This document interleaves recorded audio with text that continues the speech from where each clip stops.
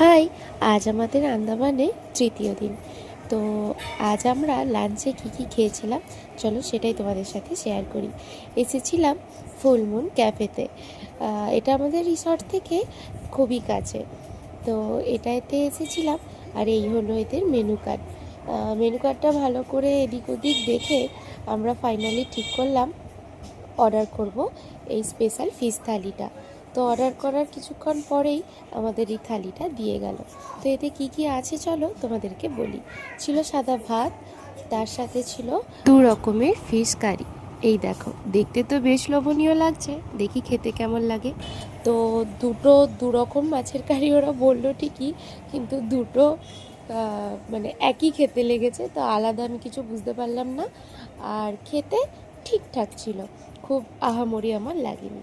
তবে হ্যাঁ, প্রত্যেকটা খাবারই খুবই গরম গরম সার্ভ করেছিল। তো আর একটু ঝালটা এদের বেশি হয়েছিল এটাতে।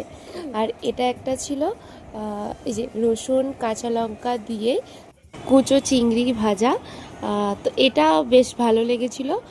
এর স্বাদটা বেশ আলাদা রকমের আসছিল, বেশ ভালো ছিল এটা। আর তার সাথে এটা ছিল একটা ফিশ ফ্রাই, এটাও গরম গরম ছিল।